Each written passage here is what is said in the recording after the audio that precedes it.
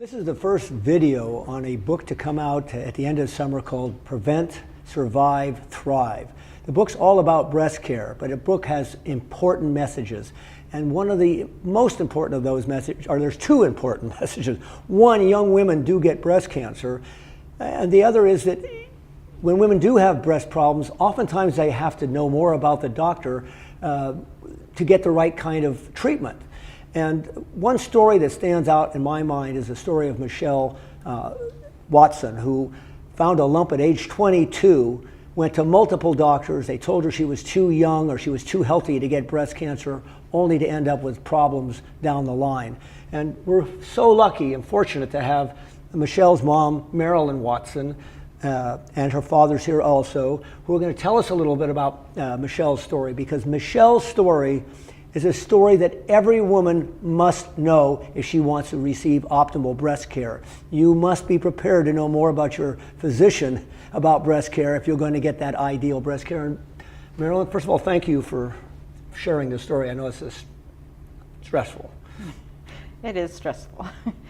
Thank you for having us here to share Michelle's story, and we are very hopeful that it reaches a lot of women and that they become empowered to know their own health. And so Michelle was a swimmer for Colorado State, and she found the lump when she was a senior in college. And she went to 3 different doctors, and they told her not to worry. She was too young and too healthy. So she graduated and came home, and she was doing a swim team in Temecula. She had grown up in Anaheim, and we had moved to Temecula because my husband Bill was working on a project for a dam project out there. And so she didn't know very many people, and but she came and she was deciding what to do next, and she decided to coach a swim team. Well, she had a great time doing that, but in her workouts she said, "It hurts when I'm doing my laps in her breastbone area particularly." She also decided that the next step for her was going to be the Peace Corps. Mm-hmm. And so she applied for the Peace Corps, and they wanted to do a physical before they sent her anywhere. So she had the physical. They found the lump that the doctor said not to worry about, and they said, "You have to have a biopsy before we can send you to another place." I understand that. How big, or what was the lump like at that time? Had it grown much over that time period? That I can't remember exactly the size of it, but it was large enough that you could feel it, and you could even see it. Mm-hmm. It was obvious in looking at it that she had that. So this is clearly an advanced breast cancer. She's gone from what was apparently a little bitty lump to an advanced breast cancer, with doctors telling her not to worry. She was too healthy, and I've seen her pictured. She was not only beautiful, but she was the picture of health. So those remarks are unusual remarks for doctors to make. Usually they just say too young, but in her case, she looks so healthy, it's hard to imagine. But this is the important point. You can be the healthiest person in the world and have a hidden breast cancer. Now, just to go back a step, what should have happened under normal circumstances, but what often does not happen, the doctor feels a lump and says, "Oh, you're too young and you're too healthy, but we know that cancer occurs in young women, so let's just do an ultrasound. It's painless, it's inexpensive, and it's highly accurate." Pop the ultrasound on it, lights up the field, and bingo, you have a cancer. And we know that was an early stage 1 breast cancer with an excellent prognosis. And this is what's so sad, because women are not educated, are not given this information of what to do when your doctor says, "Oh, don't worry." If you find a lump, you need an ultrasound, a diagnostic mammogram. If there's a lump there, you need to do a core needle biopsy. If they don't find anything, you need to be followed closely, like every 2 months, to see if this thing progresses. So there's things, if women are told what to do or aware of what to do, these things can't be prevented. And I think this is such an inspiring example of somebody who looks so young and so healthy, and this confusion from the medical community where they're just not up or alert to these things is what's leading to not just this particular situation, but many others just like it. And we describe many of them in the book. Yes, and so when she had the biopsy, no doctor had ever suggested she have an ultrasound or a mammogram. Neither of them were ever given to her.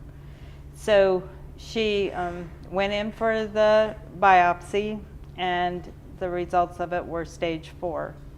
And so that particular doctor felt that we should go see a surgeon to have a mastectomy, but we opted to see an oncologist first. Which was clearly the right thing to do with an advanced cancer. So just to clarify, on stage 4, it was a bone scan that showed that the tumor had gone from the breast into the bones. That's correct? Because that would make it a stage 4 once it leaves the breast like that. And at that point, stage 4, the most we can hope for is extending survival, but we rarely have a miracle case where it actually goes away up on a stage 4. Right, and so we did realize that we had moved to Temecula. At that time, there were not a lot of doctors in that area, so we went out of the area, and we used USC Norris Cancer Center, and Dr. Christy Russell became her doctor. Mm-hmm. Good choice. And she felt that there was absolutely no reason to have any surgeries since it had metastasized.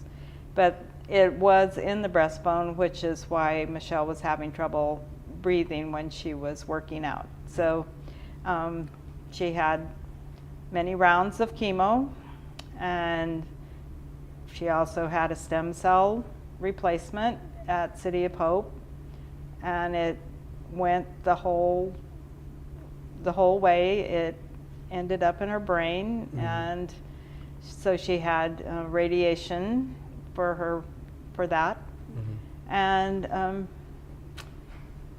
but she fought hard for 3 years. She did, and I mean, you've given me a lot of detail about what a trooper she was, and she was out spreading the word. And then you and Bill took this as a mission statement. Is that what happened since then? And tell me about Michelle's place.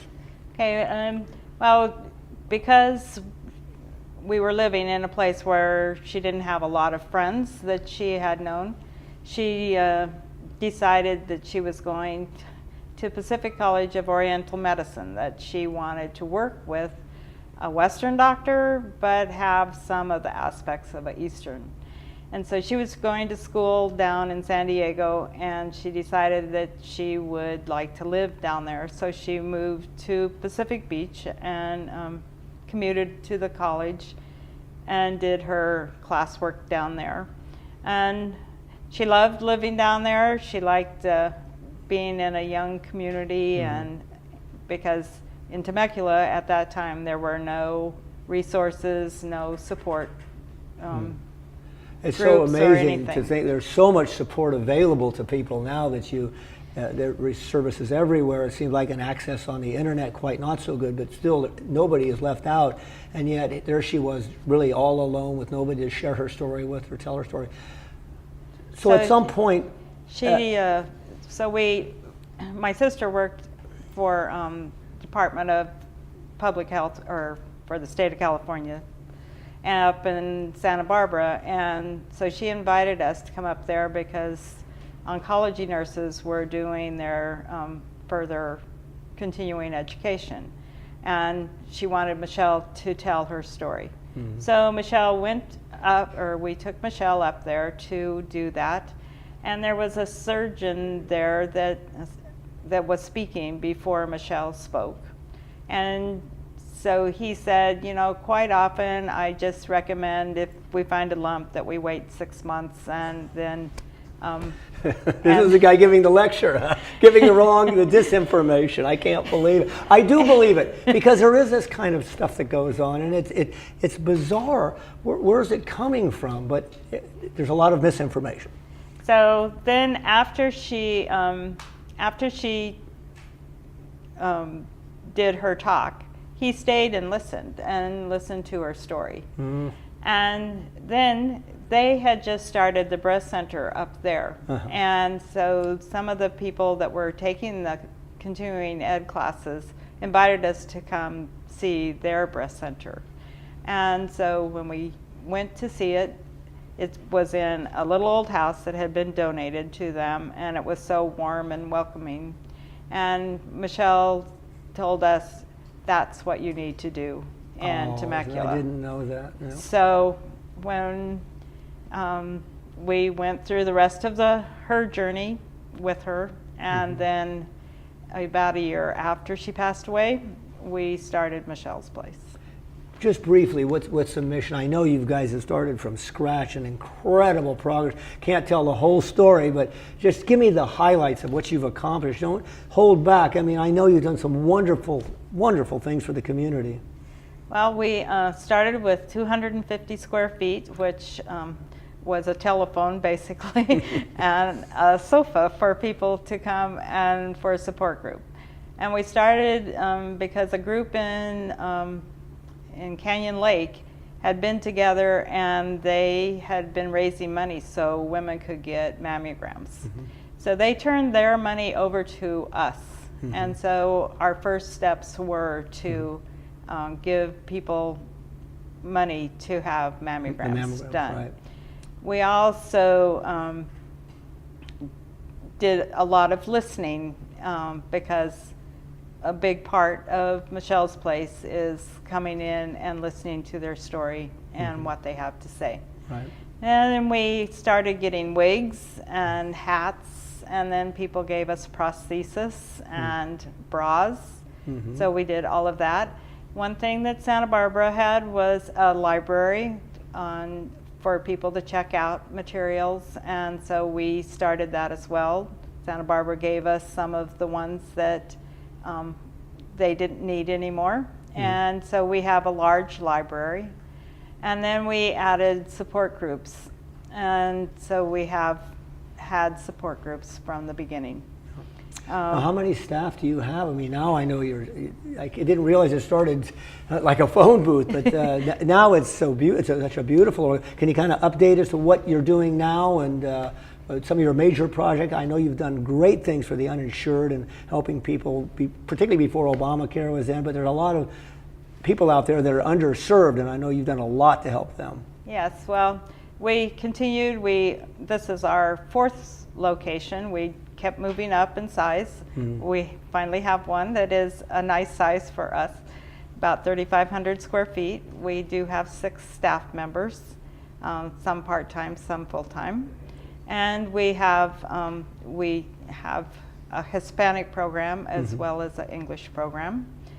And we felt very strongly, since Michelle was young, that we needed to be educating people. So we do a lot of health fairs all over, and encourage people to do self-exams. No. We had a situation where you can probably hold that at a tip, but I know where you're going on this thing, and I want to really focus on that. Okay. So just to tell a reader, there's some issues on breast self-exam where there's some differences of opinion between Coleman and Michelle's Place and my ideas, and we're going to have a separate section on that. So we. Okay. But we also were encouraging women, because in the state of California, if you're under 40 and you didn't have insurance, or your insurance didn't cover it, then they would pay for the treatment of breast cancer if you were diagnosed with breast cancer. But the diagnostic part of it was the issue, because it, like you said earlier, it's a mammogram, ultrasound, a biopsy, that whole thing, which can cost up to $2,500 or more. And just to go there was a lot of emphasis on the screening. We'd find these abnormal mammograms.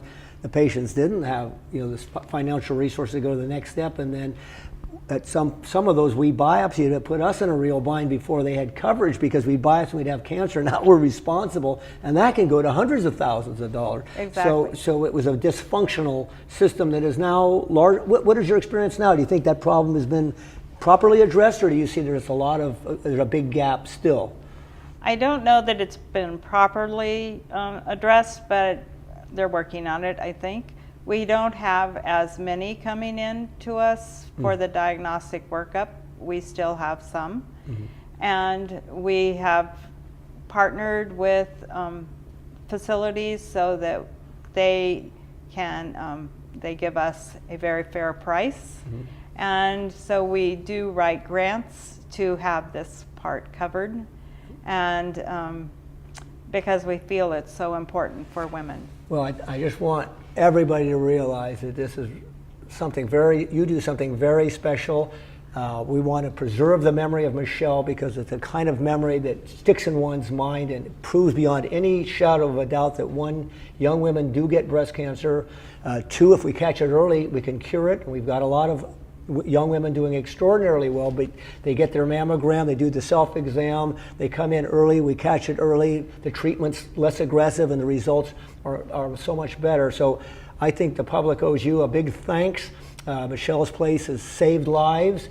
It's made the journey through cancer much easier, and they're building, and they're an enthusiastic group, and just everybody in Temecula and that surrounding area just loves what you guys do, and I love what you do, and I want to support you completely. Thank you. So I think she's watching us. I think so too. And smiling. Yes, thank you. And thank you for listening.